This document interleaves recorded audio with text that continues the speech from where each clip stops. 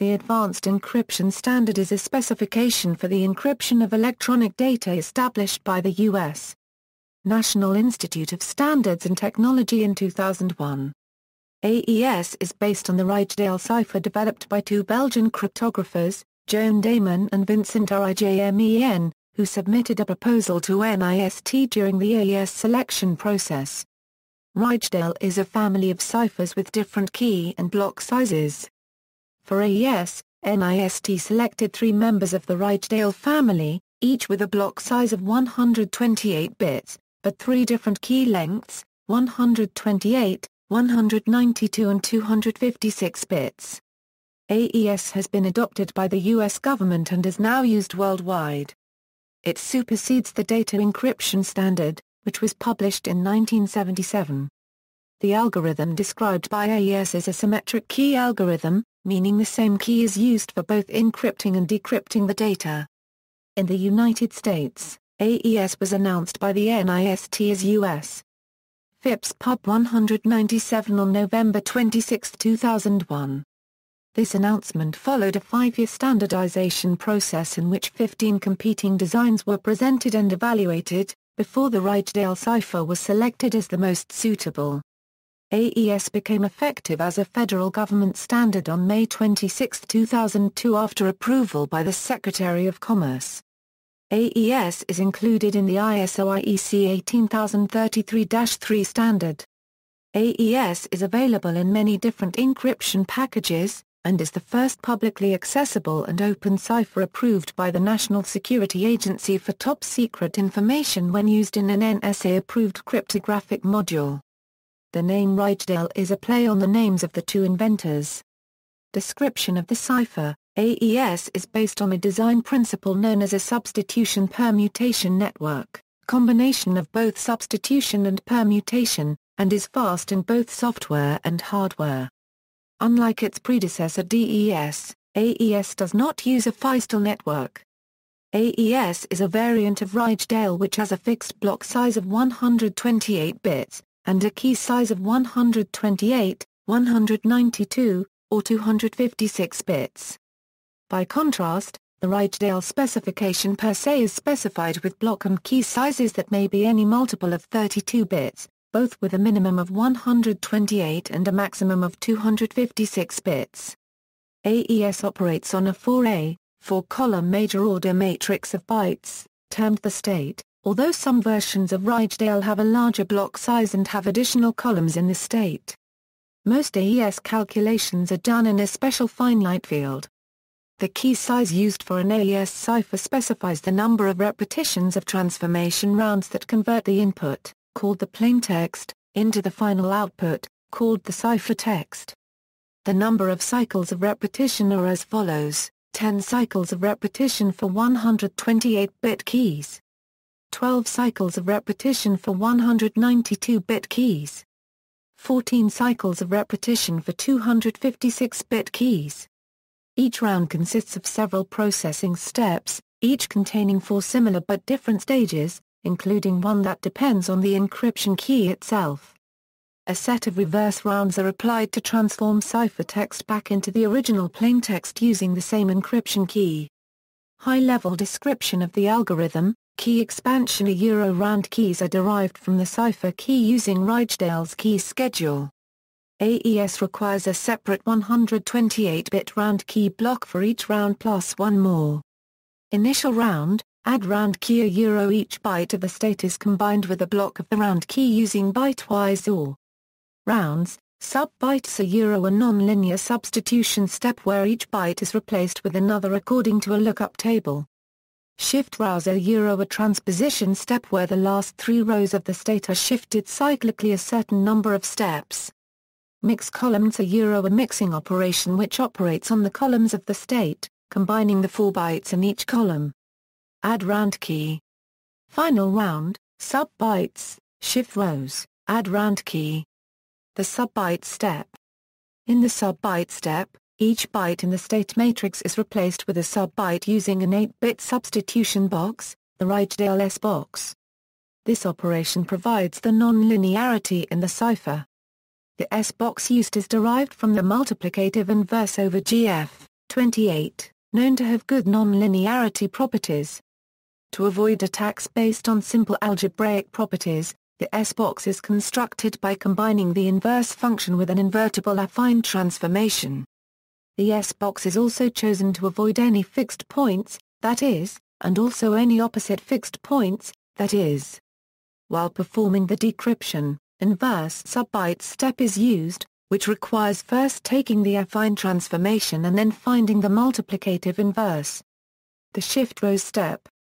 The shift rows step operates on the rows of the state. It cyclically shifts the bytes in each row by a certain offset.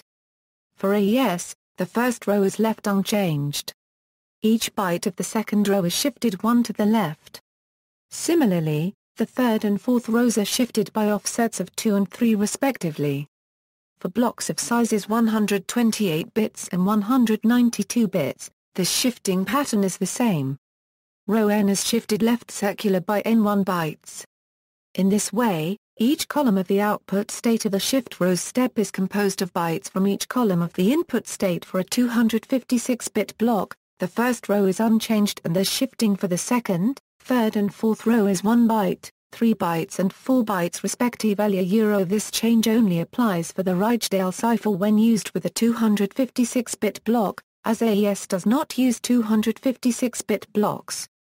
The importance of this step is to avoid the columns being linearly independent, in which case, AES degenerates into 4 independent block ciphers.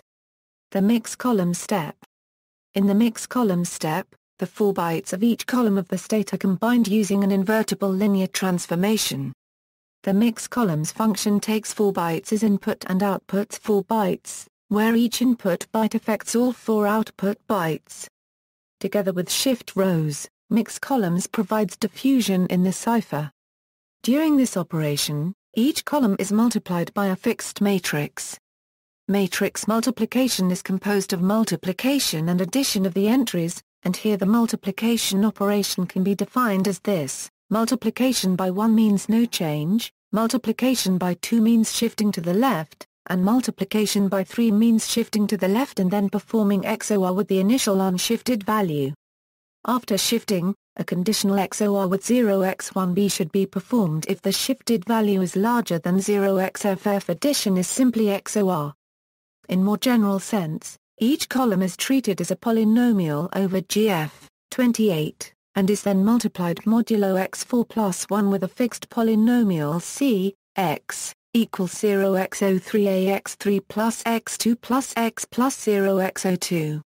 The coefficients are displayed in their hexadecimal equivalent of the binary representation of bit polynomials from GF, 2, x. The mix column step can also be viewed as a multiplication by the shown particular MDS matrix in the finite field GF, 28. This process is described further in the article Rijndael mix columns. The add round key step. In the add round key step, the subkey is combined with the state.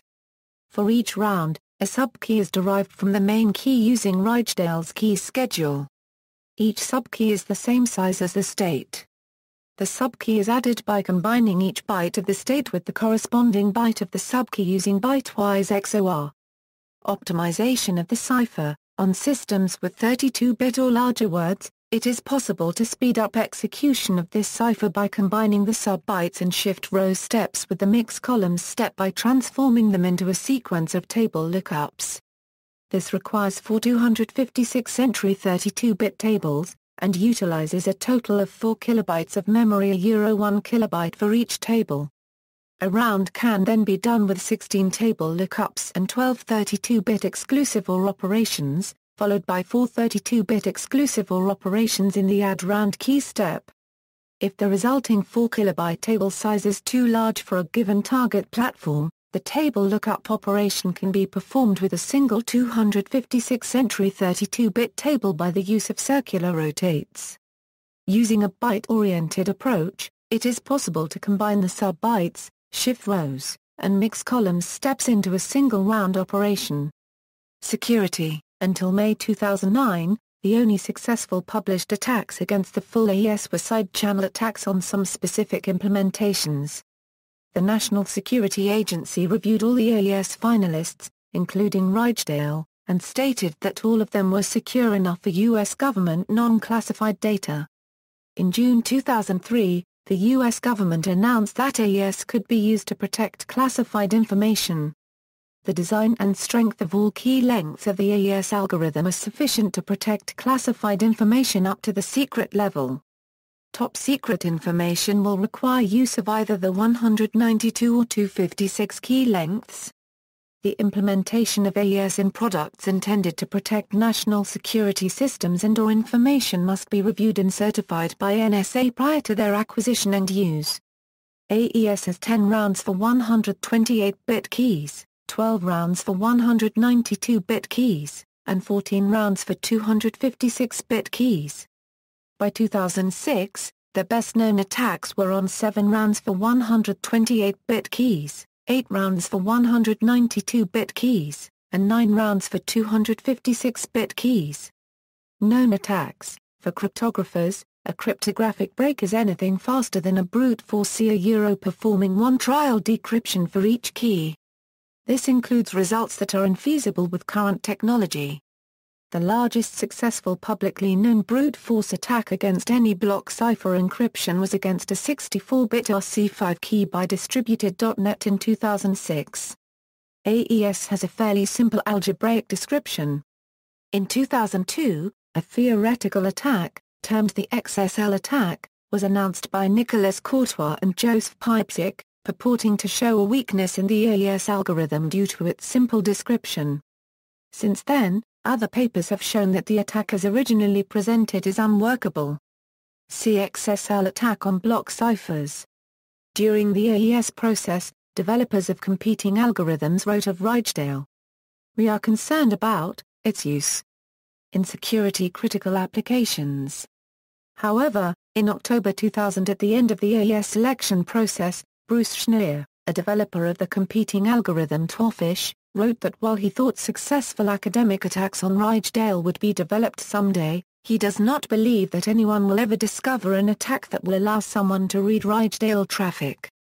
On July 1, 2009, Bruce Schneier blogged about a related key attack on the 192-bit and 256-bit versions of AES, discovered by Alex Byukov and Dmitry Kvatovich, which exploits AES's somewhat simple key schedule and has a complexity of 2119.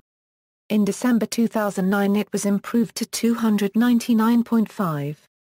This is a follow-up to an attack discovered earlier in 2009 by Alex Byukov, Dmitry Kvatovich, and Ivik Nikolia, with a complexity of 296 for 1 out of every 235 keys.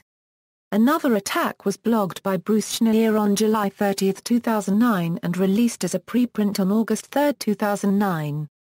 This new attack, by Alex Byukov, Or Dunkelman, Nathan Keller, Dmitry Kvatovich, and Odi Shamir, is against AES 256 that uses only 2 related keys and 239 time to recover the complete 256-bit key of a 9-round version, or 245 time for a 10-round version with a stronger type of related subkey attack, or 270 time for an 11-round version. 256-bit AES uses 14 rounds, so these attacks aren't effective against full AES. In November 2009, the first known key distinguishing attack against a reduced 8-round version of AES 128 was released as a preprint.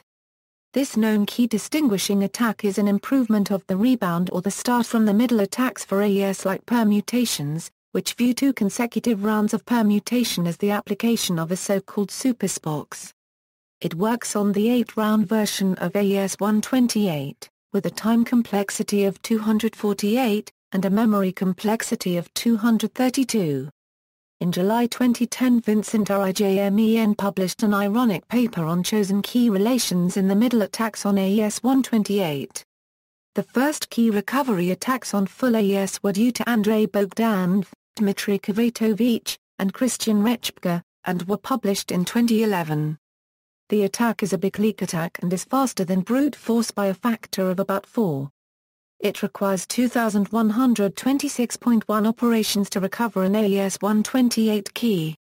For AES 192 and AES 256, 2189.7 and 2254.4 operations are needed, respectively. Side-channel attacks. Side-channel attacks do not attack the underlying cipher, and thus are not related to security in that context. They rather attack implementations of the cipher on systems which inadvertently leak data.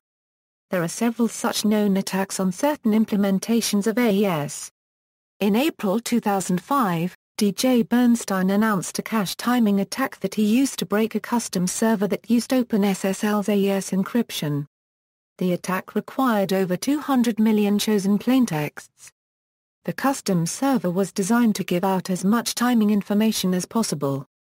However, as Bernstein pointed out, reducing the precision of the server's timestamps, or eliminating them from the server's responses, does not stop the attack. The client simply uses round-trip timings based on its local clock, and compensates for the increased noise by averaging over a larger number of samples. In October 2005, Diagnosvik, Odi Shamir and Eran Troma presented a paper demonstrating several cache timing attacks against AES.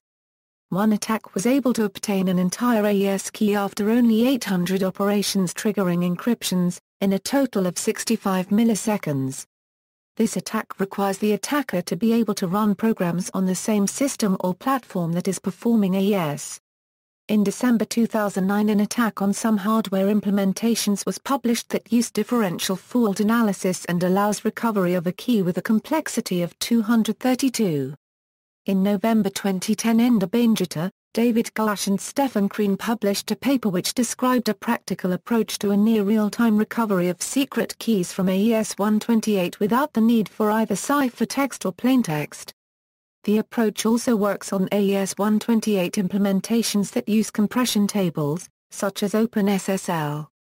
Like some earlier attacks, this one requires the ability to run unprivileged code on the system performing the AES encryption, which may be achieved by malware infection far more easily than commandeering the root account. NIST CSEC validation. The Cryptographic Module Validation Program is operated jointly by the United States government's National Institute of Standards and Technology Computer Security Division and the Communications Security Establishment of the Government of Canada.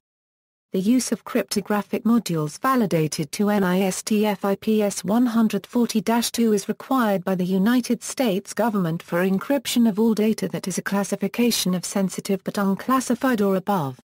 From NIST Number 11, National Policy Governing the Acquisition of Information Assurance, encryption products for protecting classified information will be certified by NSA, and encryption products intended for protecting sensitive information will be certified in accordance with NIST FIPS 140-2.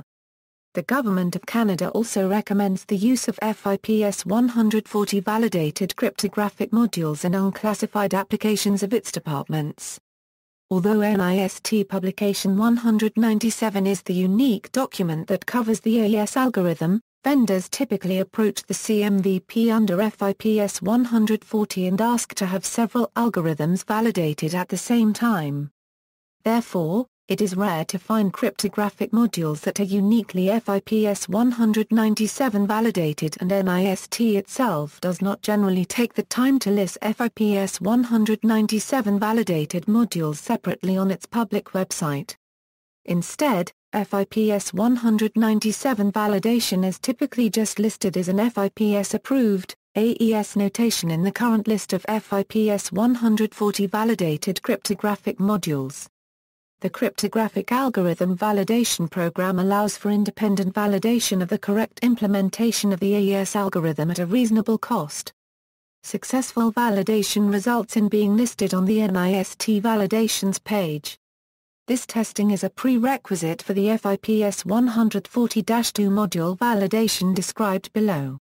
However, successful CAVP validation in no way implies that the cryptographic module implementing the algorithm is secure.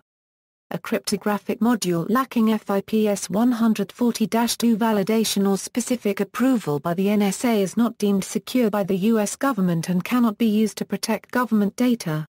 FIPS 140-2 validation is challenging to achieve both technically and fiscally. There is a standardized battery of tests as well as an element of source code review that must be passed over a period of a few weeks. The cost to perform these tests through an approved laboratory can be significant and does not include the time it takes to write, test, document and prepare a module for validation.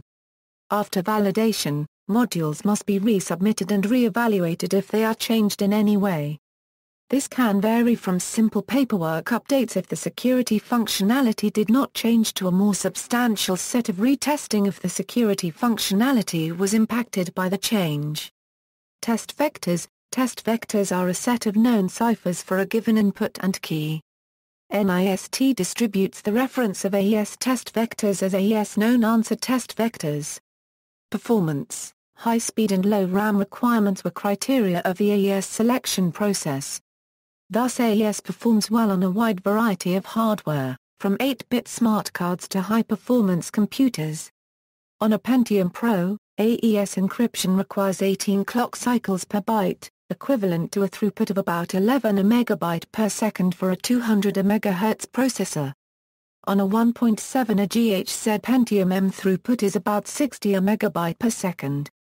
On Intel Core i3 i7 CPUs supporting AES-NI instruction set extensions, throughput can be over 700 MB per second per thread. Implementations. See also, disk encryption, Whirlpool a Eurohash function created by Vincent Rijmen and Paulo Xsl Baratu, notes. References, Nicolas Courtois, Joseph Pipzik, Cryptanalysis of Block Ciphers with Overdefined Systems of Equations pp 267 287, Asia Crypt 2002. Joan Daemen, Vincent Rijmen, The Design of Rijndael, AES the Advanced Encryption Standard. Springer, 2002. ISBN 3-540-42580-2. Christophe Parr, Jan Pelzl, The Advanced Encryption Standard, Chapter 4 of Understanding Cryptography, a textbook for students and practitioners, Springer, 2009. External links, 256-bit ciphers, AES reference implementation and derived code, FIPS Pub 197, the official AES standard, AES algorithm archive information preview of ISO IEC 18033-3, animation of Rijndael, AES encryption is cracked.